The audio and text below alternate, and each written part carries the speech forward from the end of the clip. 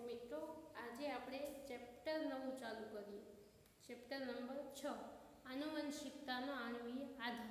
આમ તો આપણે જે મેન્ડલે જે કાંઈ જનીન શબ્દ છે એના માટે કારક શબ્દ વાપર્યો, એ પછી છે એ ખ્યાલ આવ્યો કે આ જે કારક છે એ જ જનીન છે. એ પછી ઘણા બધા પ્રયોગો છે. પછી જ્યારે પુરવાર થઈ ગયું કે આ જે ડીએનએ આનુવંશિક દ્રવ્ય તરીકે છે એ રંગસૂત્રમાં ડીએનએ આવેલું હોય છે, એ પછી એનો વ્યવસ્થિત રીતે અભ્યાસ કરવામાં આવ્યો. એટલે કે કોઈ આનુવંશિક દ્રવ્ય તરીકે ડીએનએ છે કે આરએનએ છે, ડીએનએ શેનો બનેલો હોય છે, આરએનએ શેનો બનેલો હોય છે, તો એના વિશે.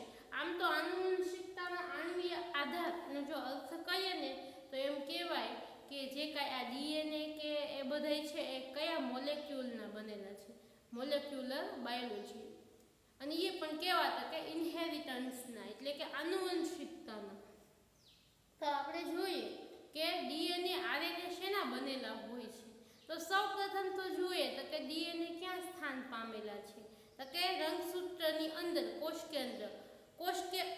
કોષકેન્દ્રની અંદર જે રંગસૂત્ર છે એ રંગસૂત્રની અંદર છે ડીએનએ આવેલા હોય છે, જે મુખ્યત્વે શેના બનેલા હોય. તો કે ડીએનએ છે એ એક તો જોઈએ તો કે રંગસૂત્રીય દ્રવ્યની અંદર એક ન્યુક્લિક એસિડ હોય અને બીજું છે પ્રોટીન્સ હોય. એમાં ન્યુક્લિક એસિડ કે જે આપણે કહીએ ડીએનએ બનેલા છે ન્યુક્લિક એસિડના, તો એના વિશે વિદ્યાર્થી મિત્રો આપણે અભ્યાસ કરીએ. તો કે વારસાગત લક્ષણો માટે જવાબદાર રંગસૂત્રો. આપણા જે કંઈ વારસાગત લક્ષણો છે એના માટે રંગસૂત્ર જવાબદાર છે. એટલે કે પછી એમાં આપણે જોઈએ તો કે જનીનો ડીએનએ કે જેના પર જનીન સ્થિત છે. જનીન એટલે કે ડીએનએનો એક ટુકડો એમ ગણી શકાય. તો આમ તો જોઈએ તો મેન્ડલે એના માટે કારક શબ્દ વાપર્યો. એ પછી કોઈ બધા વૈજ્ઞાનિકે પ્રયાસ કર્યા કે જ્યારે છે ઇલેક્ટ્રોન માઇક્રોસ્કોપની શોધ થઈ એ પછી આ સર્વ વસ્તુઓ છે વ્યવસ્થિત સ્ટડી થઈ શકે.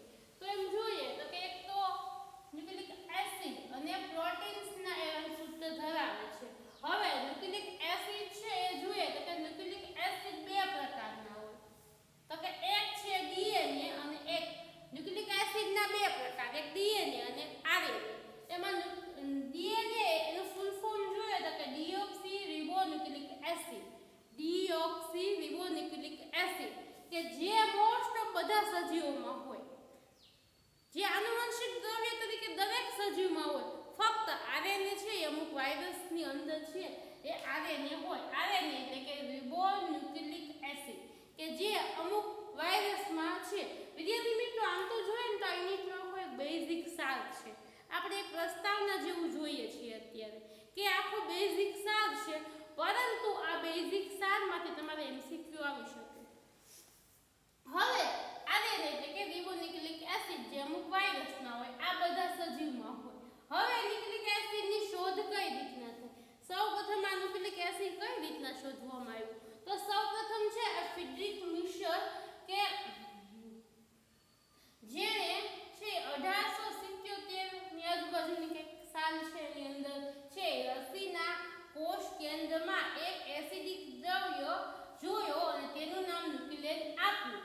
ફ્રેડરિક મિશર નામના વૈજ્ઞાનિકે, ફ્રેડરિક મિશર, ખાસ નામ યાદ રાખજો, ફ્રેડરિક મિશર, કે જેણે છે એ સૌપ્રથમ છે એ રસી એટલે કે આપણે સામાન્ય રીતે કોઈ શરીરમાં કોઈ પરવું કે એવું થયું હોય ને તો એની કઈ જે રસી નીકળતી હોય ને તો એ રસીના કોષ કેન્દ્રમાં એક એસિડિક દ્રવ્ય જોયું અને એ એસિડિક દ્રવ્યનું નામ એને એક છે એ રસીની કોષ લીધો.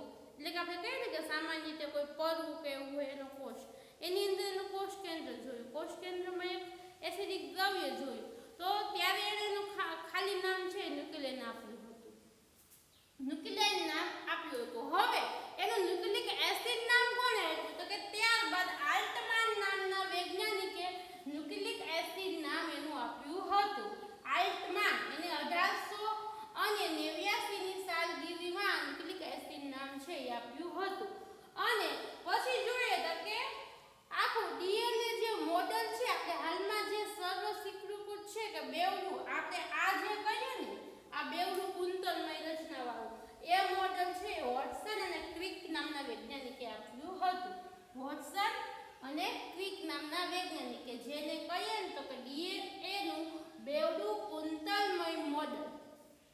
બેવડું કુંતલમય મોડલ કે જે વોટસન અને ક્રિકે 1953ની સાલમાં છે આપ્યું હતું. હવે જોઈએ તો એને છે આખું મોડલ આપ્યું હતું. એ શેના આધારિત આપ્યું હતું તો કે એક્સ-રે વિવર્તન પદ્ધતિ આધારિત. એક્સ-રે વિવર્તન પદ્ધતિ આધારિત એને ડીએનએ છે એટલે કે શું તો કે એના આધારે છે ને આખું 3D મોડલ આપણે જોઈ શકીએ. એક્સ-રે વિવર્તન પદ્ધતિ એટલે કે આખું 3D મોડલ આપણે જોઈ શકીએ. તો એના આધારે છે એનો અભ્યાસ કરવામાં આવ્યો. પરંતુ એક્સ-રે વિવર્તન કોણે આપ્યું તો કે મોરિક વિલ્કિન્સન અને ફ્રાન્સિસ ક્રિક. એક છે મોરિક વિલ્કિન્સન અને બીજો છે ફ્રાન્સિસ ક્રિક. આ ફ્રાન્સિસ ક્રિક એટલે આ જ તે. આ ફ્રાન્સિસ ક્રિક એટલે કે આ જ તે. અને ત્યારબાદ એ જે મોરિક વિલ્કિન્સન અને ક્રિક દ્વારા એનો એક્સ-રે વિવર્તન પદ્ધતિ દ્વારા અભ્યાસ કરવામાં આવ્યો અને પછી વોટસન અને ક્રિકે 1853માં આખું ડીએનએ નું બેવડું કુંતલમય રચનાવાળું મોડેલ છે એ આપણને આપ્યું, જે હાલમાં આપણે એને સર્વ સ્વીકૃત માનીએ છીએ. એટલે કે એને માન્યતા આપણે એ આધારે સ્ટડી કરીએ છીએ.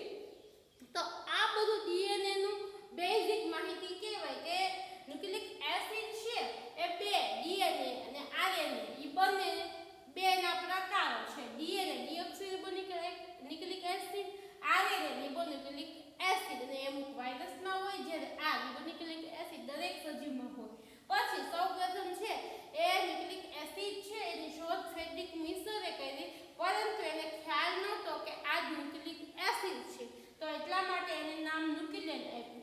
પછી ન્યુક્લિક એસિડ નામ છે આલ્ટમાન વૈજ્ઞાનિકે આપ્યું હતું. ત્યારબાદ બેવડી કુંતલમય રચના ડીએનએ ની શોધ થઈ. ડીએનએ વાળું કુંતલમય બેવડું મોડેલ રજૂ થયું, જે વોટસન ક્રિક નામના વૈજ્ઞાનિકે રજૂ કર્યું અને એ એક્સ-રે વિવર્તન દ્વારા એનો અભ્યાસ છે એ મોરિક વિલ્કિન્સન અને ફ્રાન્સિસ ક્રિક દ્વારા કરવામાં આવ્યો.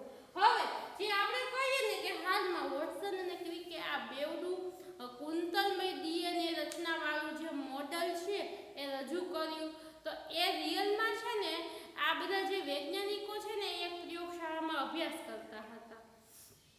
તબક્કો એ ફ્રાન્સની અંદર તે, પરંતુ બહુ ખાસ તો ઠીક, પણ આ બધા એક વૈજ્ઞાનિકો એક લેબોરેટરી અથવા તો એક પ્રયોગશાળામાં છે અભ્યાસ કરતા હતા.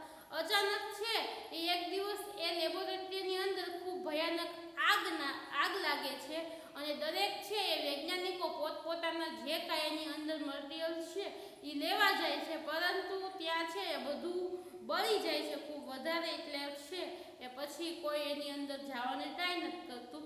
પરંતુ આ જે વોટસન અને ક્રિક છે એ દરમિયાન એનું જે કાંઈ તે આગ સંપૂર્ણ લાગે છે પછી થોડાક ટાઈમમાં જ તે દરમિયાન એ બધી એની કંઈ જે વસ્તુઓ હોય એ લેવા જાય છે ને ચોપડા કે મટીરિયલ કે બધું કે જે એ લેબોરેટરીમાં શોધખોળ કરતા હોય કે એ શોધતા હોય કે બેવડું કુંતલમય ડીએનએ. તો એ દરમિયાન છે એને એક લેડી ફિમેલ વ્યક્તિ છે એ કોઈ હશે જેણે છે એ થોડુંક આ ડીએનએ આખું મોડેલની શોધ કરી હશે, ત્યારે એને છે આ ફ્રાન્સિસ વોટસન ક્રિક અને વોટસન અને ક્રિક બંને વૈજ્ઞાનિક છે એ મોડેલને છે વ્યવસ્થિત અભ્યાસ કરે અને સારી રીતના એ મોડેલને રજૂ કરે છે. તો એ જ્યારે લેવા જાય ત્યારે એને જે બીજી કોઈ ફિમેલ વ્યક્તિ સ્ત્રી હોય એનું એક આવું મોડેલ જેવું મળી જાય ત્યારે એને ખ્યાલ આવે કે રિયલમાં આ વસ્તુ તો શોધાઈ ગઈ છે, પણ હજી એનો વ્યવસ્થિત રીતે કંઈ ગોઠવણી નથી થઈ. તો આ એનો વ્યવસ્થિત બંને વૈજ્ઞાનિકો અભ્યાસ કરે છે અને પછી એ મોડેલને બહાર પાડે છે. હવે નેક્સ્ટ જોઈએ તો કે ડીએનએ એ મુખ્યત્વે ડીએનએ શેનો બનેલો છે તો કે નાઇટ્રોજન બેઝનો, પેન્ટોસ શર્કરાનો અને ફોસ્ફેટ જૂથ. મુખ્યત્વે છે એ ડીએનએ છે એ ત્રણ વસ્તુનો બનેલો છે: નાઇટ્રોજન બેઝ, પેન્ટોસ શર્કરા અને ફોસ્ફેટ જૂથ. આ ત્રણ વસ્તુનો બનેલો છે. હવે જોઈએ કે તેમાં નાઇટ્રોજન પેન્ટોસ શર્કરા એક આવેલું હોય, ફોસ્ફેટ જૂથ પણ એક આવેલું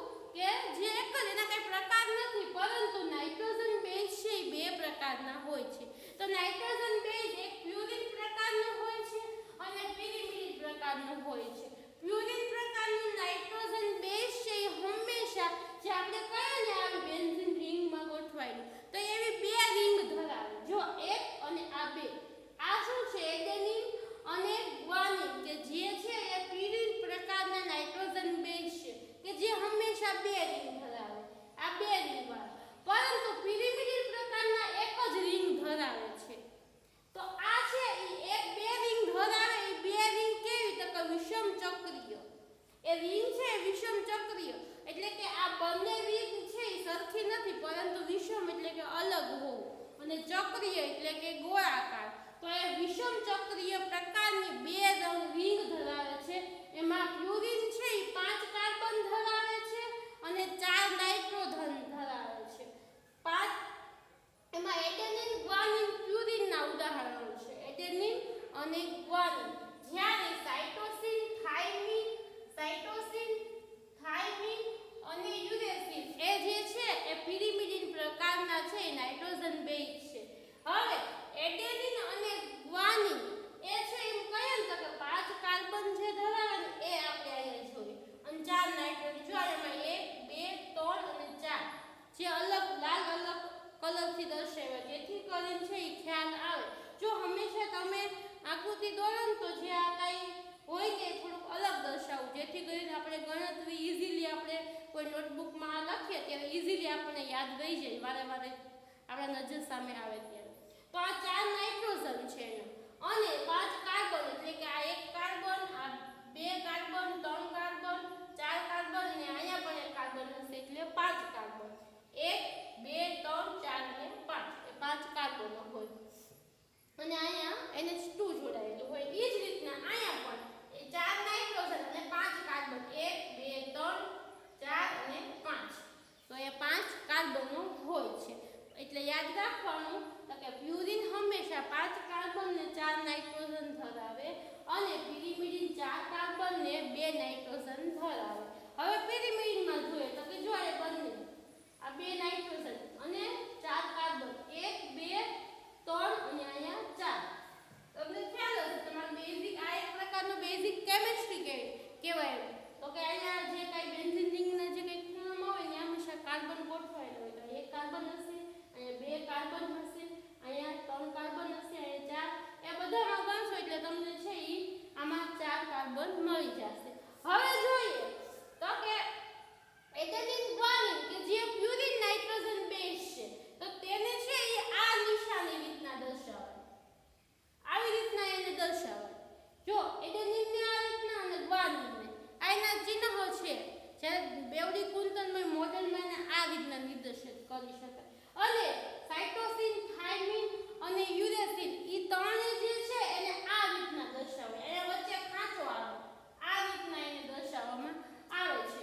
હવે એડેનિન અને ગ્વાનિન, એડેનિન માટે સંજ્ઞા એ વાપરવામાં આવે છે, ગ્વાનિન માટે જી સંજ્ઞા વાપરવામાં આવે છે, સાઇટોસિન માટે સી, થાઇમિન માટે ટી અને યુરેસિલ માટે યુ સંજ્ઞા વાપરવામાં આવે છે.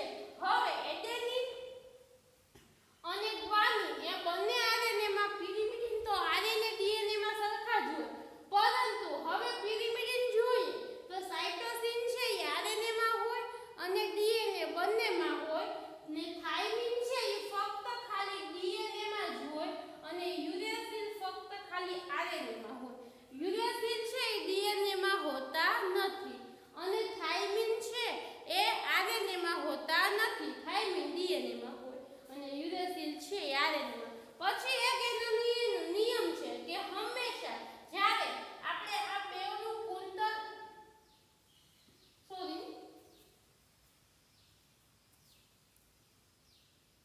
જ્યારે આપણે આ બેવનું કુંતલની જો વાત કરતા હોઈએ ને આ ડીએનએ નું, તો આમાં હંમેશા કઈ રીતના હોય તો કે એડેનિન હોય એની સામે હંમેશા થાઇમિન, એડેનિન સામે હંમેશા છે એ થાઇમિન. અથવા તો આપણે આમ વ્યવસ્થિત દર્શાવીએ, આ એક છે એ કુંતલ છે, અહીંયા એડેનિન છે તો અહીંયા થાઇમિન છે, પછી અહીંયા ગ્વાનિન છે તો એની હંમેશા એની સામે સાઇટોસિન. હવે જો આ એડેનિન શું છે તો કે પ્યુરિન છે, થાઇમિન શું છે તો કે પિરિમિડિન છે. તો એડેનિનની સામે હંમેશા થાઇમિન હોય અથવા તો અહીંયા પહેલું થાઇમિન પછી એડેનિન આમ હોય, તો અહીંયા પાછળ આ ક્રમ ગમે એ રીતના હોય આગળ પાછળ, પરંતુ એડેનિન સામે હંમેશા થાઇમિન આવે એટલે કે એક પ્યુરિનની સામે એક પિરિમિડિન હંમેશા હોય. એ હંમેશા જોડ એ જ રીતના હોય અને ગ્વાનિનની સામે હંમેશા સાઇટોસિન હોય, પછી ગમે એ રીતના હોય, અહીંયા સાઇટોસિન અહીંયા ગ્વાનિન આમ હોય, પરંતુ હંમેશા ગ્વાનિન સામે સાઇટોસિન. ગ્વાનિન છે એ એક પ્યુરિન છે,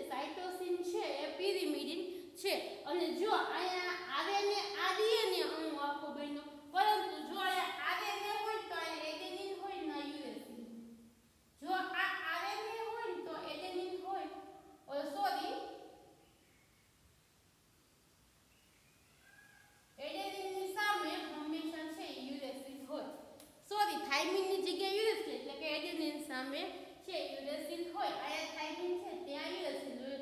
જો આરએનએ હોય તો થાઇમિન જ્યાં હોય ત્યાં યુરેસિલ આવી જશે. આ આખી એની છે એ રચના છે કે પ્યુરિન કોને કહેવાય તો કે વિષમ ચક્રીય જે રિંગ હોય એમાં 5 કાર્બન ને 4 નાઇટ્રોજન હોય અને પિરિમિડિનમાં 4 કાર્બન અને 2 નાઇટ્રોજન હોય. તમે સ્પષ્ટ રીતે આકૃતિમાં જોઈ શકો. હવે એમાં આવો જે કાંઈ અભ્યાસક્રમ કર્યો વ્યવસ્થિત પ્યુરિન, પિરિમિડિન, નાઇટ્રોજન બેઝનો એ અભ્યાસ વ્યવસ્થિત અંદરનો કરવાવાળો છે એ ઇરવિન ચારગ્રાફે વિસ્તૃત અભ્યાસ કર્યો હતો. આ બધો અભ્યાસ છે એ ઇરવિન ચારગ્રાફ નામના વૈજ્ઞાનિક દ્વારા કરવામાં આવ્યો હતો. હવે આપણે જોઈએ તો આ એડેનિનનું બંધારણ છે જેમાં 4 નાઇટ્રોજન છે, એક NH2 ગ્રુપ છે અને 5 કાર્બન છે. આયા પણ એ રીતના છે.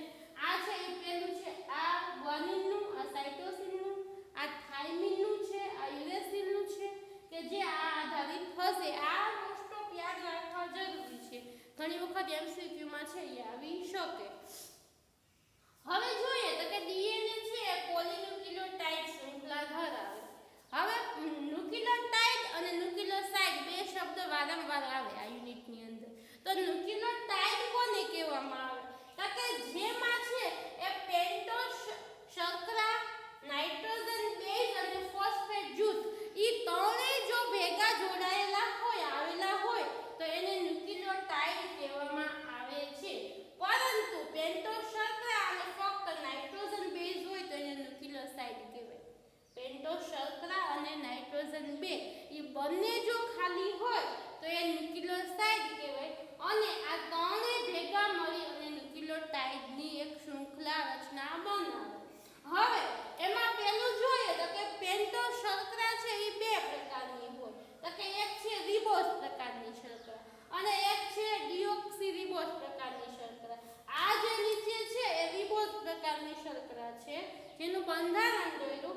આ રિબોઝ પ્રકારની શર્કરા છે એ આરએનએ માં હોય. આ રિબોઝ પ્રકારની શર્કરા આરએનએ માં હોય અને આ ડિઓક્સીરિબોઝ પ્રકારની શર્કરા ડીએનએ માં હોય. એમાં ફક્ત શું છે તો કે આયા જે રિબોઝમાં જે OH છે એ આયા શું થઈ જશે તો કે OH દૂર થઈ જશે એટલે ખાલી H હશે એટલે આ O નીકળી જશે. ખાલી એક હાઇડ્રોજન જ વધશે. એ જે O છે એ નહીં હોય એ એટલો એમાં ખાલી તફાવત છે એટલે આ ડિઓક્સીરિબોઝ ને આ રિબોઝ પ્રકાર આ આરએનએ માં અને આ ડીએનએ માં. આનું પણ જો બંધારણ યાદ રાખો તો સારું. એ જ રીતના ફોસ્ફેટ જૂથ આવેલું હોય એ ફોસ્ફેટ જૂથ છે એના છેડાના ભાગમાં જોડાયેલા હોય તો એને અથવા તો PO4 કહેવામાં આવે અથવા તો P ની ચારે ફરતી તમે O નું નિર્દેશિત કરી શકો જે ફોસ્ફેટ જૂથ એક પ્રકારનું. તો આ એટલી વસ્તુ છે એ ડીએનએ નું બેઝિક થયું. હવે પછી આપણે આ આખી પ્રસ્તાવના રજૂ કરી. આના પછી આપણે ડીએનએ નો છે અંતમાં ડીએનએ નું ઘણું ખરું આવી ગયું પણ ડીએનએ કુંતલ કઈ રીતના ગોઠવાયેલું હોય, આરએનએ છે કેટલા પ્રકારના હોય એ બધા વિશે છે એ વિસ્તૃત પછી અભ્યાસ કરીશું. પરંતુ આમાં એટલું જો ખાસ યાદ રાખવું હોય તો કે વારસાગત લક્ષણો માટે ન્યુક્લિક એસિડ ને પ્રોટીન્સ હોય.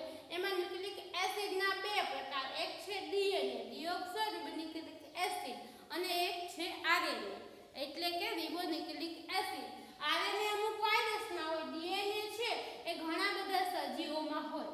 ન્યુક્લિક એસિડનું સૌપ્રથમ છે એ ફ્રેડરિક મિશરે શોધ એક એસિડિક દ્રવ્ય તરીકે કરી અને એનું નામ ન્યુક્લિયન આપ્યું અને ન્યુક્લિક એસિડ આપવાવાળો આલ્ટમેન વૈજ્ઞાનિક હતો. પછી બેવડું કુંતલ છે વોટસન અને ક્રિકે આપ્યું 1953 માં. પછી એક્સ-રે વિવર્તન દ્વારા એની સ્ટડી કરવામાં આવી. એમાં મોરિક વિલ્સન અને ફ્રાન્સિસ ક્વિક દ્વારા એ કરવામાં આવ્યું. પછી ડીએનએ છે નાઇટ્રોજન બેઝ, પેન્ટોસ શર્કરા અને ફોસ્ફેટ જૂથનું બનેલું હોય છે. એમાં નાઇટ્રોજન બેઝ બે પ્રકારના હોય, એક પ્યુરિન હોય અને એક પિરિમિડિન હોય. પ્યુરિન એટલે કે એક બે વિષમ ચક્રીય રિંગ ધરાવે જેમાં 5 કાર્બન ને 4 નાઇટ્રોજન